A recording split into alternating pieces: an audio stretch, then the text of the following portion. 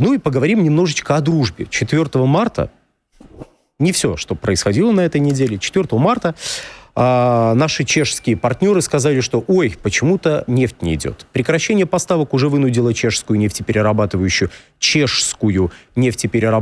компанию Unipetrol обратиться за помощью к государству, которое выделило 330 тысяч тонн сырой нефти из своих запасов. Владелец Unipetrol, польская компания Орлен, заявила, что действует в полном соответствии с режимом санкций, однако не объяснила причину прекращения поставок. Ну, объяснение было простое, мы его вроде как озвучивали на прошлой неделе. Они заплатить не могут. Ну, на самом деле, и Венгрия, и Словакия, и Чехия в лице польской компании «Орлен» получают нефть по южной ветке дружбы. И самое удивительное, что Словакия и Венгрия рассчитываться умеют. Рассчитывается за них, разумеется, их владелец, венгерская государственная компания «МОЛ». А вот у польской «Орлен» не получается. Хотя вроде бы одна и та же нефть из одной и той же почвы. Из одной и той же трубы, да. По какой-то причине они не могут набрать, сказать, ребят, объясните, как вам это удается, каким образом волшебно? Переведите «МОЛу», «МОЛ» умеет. Но, вы знаете, мы сейчас парочку новостей из прошлого дадим, потому что у этой истории, не только контекст, почему они расплачиваться не умеют, санкции, уважаемая причина, уважаемая. Но почему они не могут закупать нефть, это вопрос. Вроде бы ответ очевиден. Как южная ветка нефтепровода «Дружба», по ней российская нефть, никакой другой там нефти быть не может, заплатить не смогли, нефть не получили, но в ноябре 2024 года Чехия заявила, что намерена прекратить закупать российскую нефть с июля 2025 года. И, собственно говоря, почему? Если в первом квартале мы сможем подтвердить, что все готово, сейчас объясним, что готово, то начнется постепенное логистическое переключение поставок. Со второй половины года планируется полный переход на поставки нероссийской нефти. Собственно, о чем речь. И это еще такое ответственное лицо изнутри министерства. Президент Чехии просто только что не плясал. Все, нам не нужна российская нефть, у нас вообще все решилось, мы молодцы. В ноябре. Да. Прекращение поставок планировали произвести после того, как компания Мэро или Мэро, не знаю, как они ставят ударение. Борис Леонидович не только сегодня, не только день рождения у него, но он еще и знаток чешского. Так вот, компания Мэро модернизирует трансальпийский нефтепровод между Италией, Германией и Чехией. И собственно говоря, после этой модернизации дополнительно 8 миллионов тонн Чехия сможет получать по этому нефтепроводу, что, в принципе, номинально могло закрыть ее потребности и сделать ненужным дружбу. Дружба стала не нужна Чехии. В том случае, если удастся найти тяжелую сернистую нефть по химическому составу, похожую на марку «Юрлс». Как объяснил, кстати, этот деятель, которого нам только что показывали, подобная нефть есть в Латинской Америке, в районе Северного моря и в Саудовской Аравии. Собственно говоря, почему бы нет, казалось бы. Согласитесь, почему бы нет? Почему бы из Латинской Америки не везти нефть? Я поясню, что за Латинская Америка. Это Бразилия в первую очередь. В первую, пожалуй, последнюю очередь Бразилия. Откуда можно было бы везти нефть в Чехию? Ближний свет, я согласен. Из Венесуэлы. Но не разрешают. Из Венесуэлы можно, но нельзя. Опять же, санкции. Чехи уважают санкции. Звучит песня «Кралум короны». Неважно.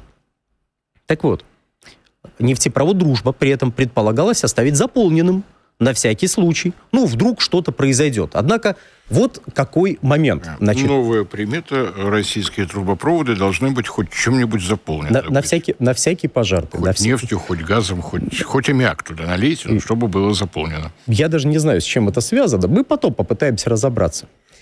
Так вот, 15 января 2025 года премьер Чехии Петер Фиала объявил о завершении модернизации трансальпийского трубопровода ТАЛ. По его словам, страна уже может рассчитывать на ТАЛ в случае каких-либо перебоев в поставках по дружбе. 15 января 2025 года. Кстати, сейчас заканчивается первый квартал. Тот самый, о котором говорили уважаемые чешские специалисты по модернизации нефтепроводов. 11 марта 2025 года чешская нефтеперерабатывающая компания Orlen Unipetrol начинает использовать обещанную ей Кабмином Чехии нефть из госрезервов в связи с прекращением поставок по трубопроводу «Дружба». Ну, знаете, если вы думаете, что в Европе, прям, ну, если сказали, вот ответственные лица, целый премьер-министр, что да мы ко всему готовы, да пусть прекращают, то это имеет какое-то отношение к объективной действительности, я предлагаю подумать еще раз. Ну, они пока будут черпать нефть из государственного резерва, слава богу, что они выполняют нормативы, предусмотренные Международным энергетическим агентством. В том случае, если у страны нет собственных месторождений нефти, государственный запас должен обеспечить бесперебойную работу нефтеперерабатывающих заводов в течение 90 суток. Так что черпать не перечерпать. Ну и славненько. На самом деле 330 тысяч тонн им хватит. Ну так, по идее, недели на 3 такого умеренного потребления. Ну, посмотрим. Друзья, YouTube блокирует. Возможно, наш канал следующий, и это видео последнее. Подписывайтесь на наш телеграм-канал Геоэнергетика Инфо. Ссылка в описании и закрепленном комментарии. Подписывайтесь прямо сейчас, чтобы не потерять нас. Не ждите окончательной блокировки YouTube. Ну, Вдруг они научатся... Сейчас умеренный, невысокий сезон. А через месяц начнется высокий сезон. Что будут делать? Главное, чтобы труба пустой не была. Кстати, какой диаметр у «Дружбы»? Надо посмотреть. Просто диаметр Уренгой-Помар-Ужгород почти 1,5 метра. 1 метр 42 сантиметра. Интересно, какой тут... В общем, посмотрим, вам расскажем. Нас упрекают. Нас уже в Нет, ну, понятно. Передают поздравления с днем рождения, еще поздравления, еще поздравления, еще. Спасибо. Опять же, вот. Дорогие друзья, нас упрекают в том, что мы обещали про французские атомные электростанции рассказать. Вы уж извините, на этой неделе не было поводов рассказывать про французские атомные электростанции. Повод будет, расскажем. Пока, знаете ли, тут Трамп, Йемен, а также информационные войны на нефтяных фронтах. Поэтому мы немножко о них. Но, если что, будут скучные темы. Будет Россия с ее газификацией. Электромобили будут. Тут, да, тут все хорошо. Но пока Трамп, Йемен, дружба. Итак, в этой всей теме стоит еще заметить, что есть 2 аналитические школы. Я бы так это назвал. Школа ОПЕК и школа МЭА, которая не к ночи была помянута Борисом Леонидовичем.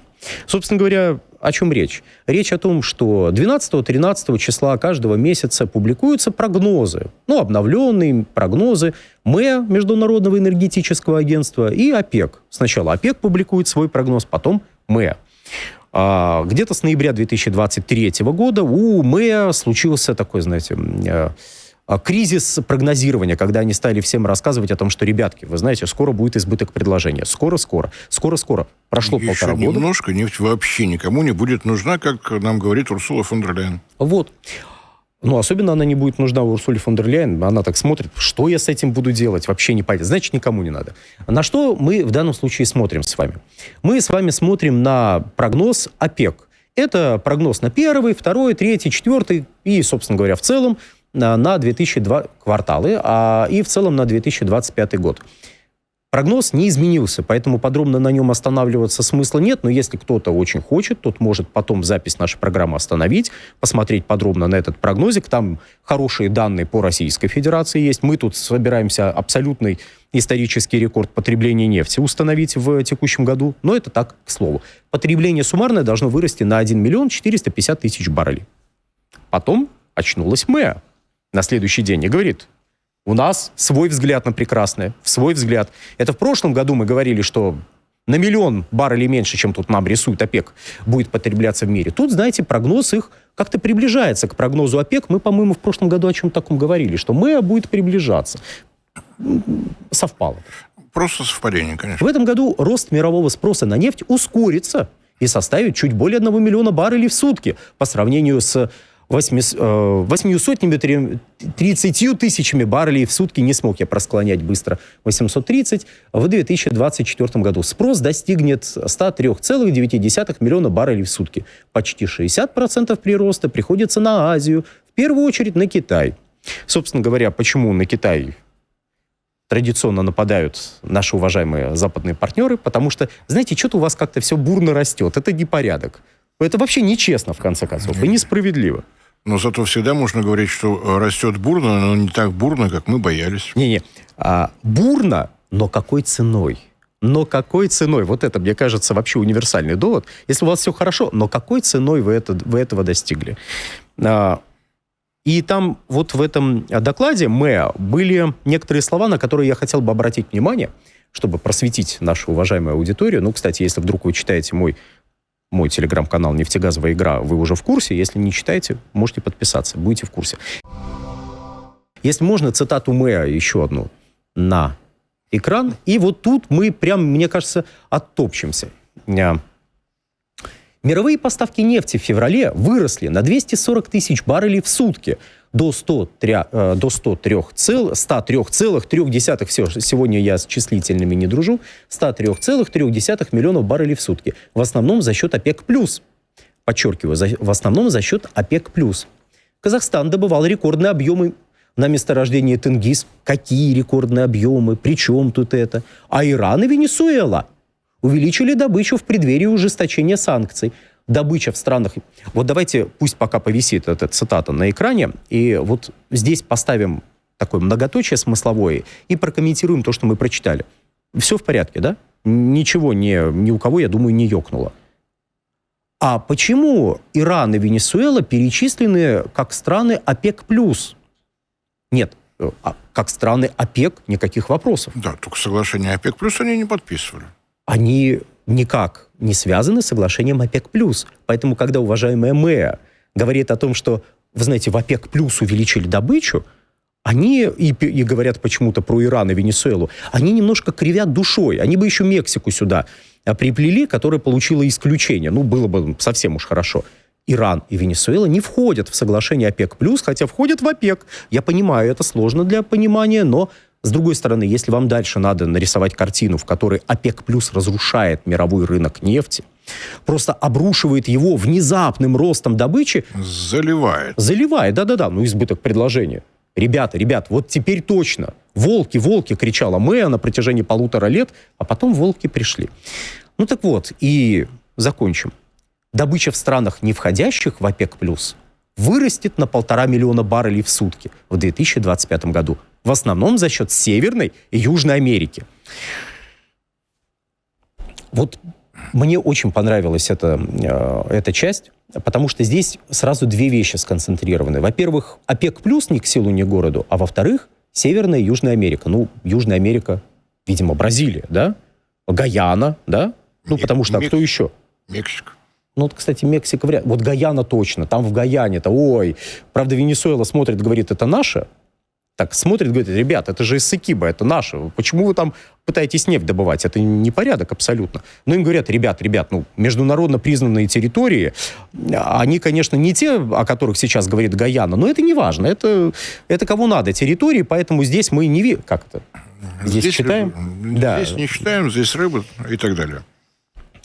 О замечательной добыче в Соединенных Штатах сразу хочется поговорить, потому что упоминается ведь и Северная Америка, правда? А все мы знаем, что Трамп сказал: бури, детка, бури. А если Трамп сказал: бури, детка, бури, то детка идет и бурит.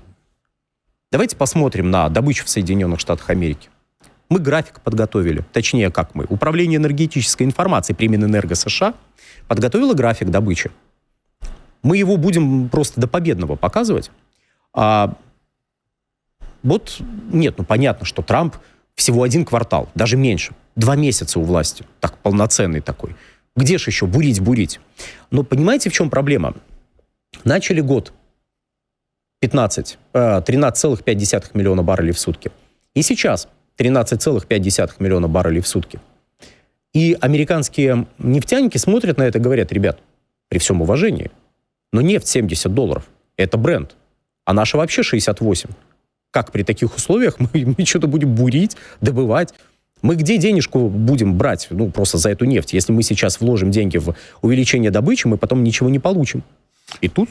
Предлагается, на самом деле, крайне своеобразный вид спорта. Вложите ваши деньги для того, чтобы ваша прибыль стала меньше. И почему-то детка которая должна бурить, говорит, сверла не завезли. Она начинает как-то минжеваться, по-моему, да, это вот минжуется она почему-то. Но ничего, этих всех деток Трамп собирается на следующей неделе собрать. Ну, собственно говоря, на следующей неделе всех американских нефтяных мейджоров соберут у Трампа, и он с ними обсудит. Ну, это как посмотреть, ведь все в мире относительно. Нефтяные мейджоры намерены собрать Трампа в одну кучу. И, как говорил Остап Бендер, вот по этим рыжим вихрам. Да. Собственно, нет, звучит-то красиво сейчас. Чтобы обсудить с ними стратегические планы в рамках созданного им Национального совета по энергетическому доминированию. Ну, представьте, вот зовет Трамп нефтяников. Нефтяники приходят. Почему не прийти? И говорит, ребята, надо больше добывать. Зачем? Чтобы дешевле было. Зачем? Знаете, я прям вижу диалог. Предложение Трампа и вопрос, зачем? Зачем? Говорит, детки, бурите. Во-первых, какие мы тебе детки? Во-вторых, зачем? Во-вторых, Дональд Фредович, где венесуэльская нефть? Где иранская нефть? Где российская? Где вообще тяжелая нефть? Куда ты все делал? Да пусть не тяжелая. Хотя бы российского мазута нам немножко привезите. Нельзя? А почему? Байден запретил. Но Байден же был И надо все отменять. Нет, не надо. Почему? Потому что, он-то в целом был неправ. Но в целом, если посмотреть с другой точки зрения, он был прав. И не надо никуда никакие санкции убирать. Все нормально, все хорошо. О чем мы здесь? Мы здесь о том, что Соединенные Штаты Америки, это как неудивительно, это нетто-импортер сырой нефти. Завозят они нефти больше, чем добывают. При этом они умудряются еще экспортировать нефть. Есть избыток легкой нефти, его вывозят, не переработать внутри страны. Есть дефицит тяжелой нефти, ее надо завозить. Завозили из Венесуэлы, из Канады, из Мексики, из Ирана, из России. Иран, Россия, Венесуэла под санкциями, с Мексикой и с Канадой у нас теперь в Соединенных Штатах разворачивается торговая война. То вводят дополнительные пошлины, то отменяет этот ввод, то вводит, то не вводит. В общем, жуть какая-то. То есть это ситуация, при которой фактически, когда уважаемые господа в Соединенных Штатах говорят, мы сейчас зальем весь мир своей нефтью. Надо понимать, что они говорят, мы зальем чем-то вроде газового конденсата весь мир. Притом этот газовый конденсат, имеется в виду физико-химические свойства тех жидких углеводородов, которые они будут поставлять. Он не очень нужен миру. То есть вы создадите избыток предложения того, что не надо, цена на это упадет еще больше, чем в целом упадет цена на нефть. И какой смысл это делать американским нефтяникам? Чтобы что? Чтобы куда? Чтобы зачем? Вот, видимо, об этом будут говорить. Мне очень интересно, что они сообщат по итогам. Зачем нефтяники собирают Трампа? Да, посмотрим. То есть вот эти все рассказы о том, что, вы же видели, Трамп обещал $50 за баррель к маю. Мне кажется, нефтяники должны сказать, взять за пуговицу так. В смысле $50 за баррель? В смысле $50 за баррель? И надо будет объяснить. Советский кинематограф уже на исходе совсем выдал нам очень хороший фильм «Человек с бульвара Капуцинов». И мне вспоминается нетленная фраза персонажа Олега Табакова. Шутка это была, господа, шутка. Мне кажется, это была комедия. Посмотрим. То есть вот на следующей неделе, если они что-то вменяемое выскажут по итогам этого невероятно бодрого общения, общение обещает быть бодрым, то мы вам обязательно расскажем. А пока, знаете, анонс. Нам вряд ли это покажут, потому что, я думаю, даже вот эта криворожская дипломатия на фоне того, что предстоит, это была такая легкая разминка. Но обратите внимание, когда зашла речь о том, что надо встречаться с нефтяниками, и вот сейчас поймите, мы будем говорить в шутливом тоне, но тема вообще не шутливая. Тема очень грустная, и те фотографии, и те видео, которые с мест событий поступают, это очень нехорошие фотографии, не очень нехорошие видео, но по какой-то причине перед встречей с нефтяниками Соединенные Штаты решили отбомбиться по Йемену. Причем полномасштабному. Чем известен Йемен? Йемен неизвестен как крупная нефтедобывающая страна. Но Йемен известен как страна, мимо которой очень много танкеров плывет. Регулятор движения. Притом плывет и со стороны Ормузского, и со стороны Красного моря. В общем, все прекрасно, казалось бы. Ормузского залива, а то я так, Ормузского. А зачем бомбить Йемен? Что там случилось? Что произошло?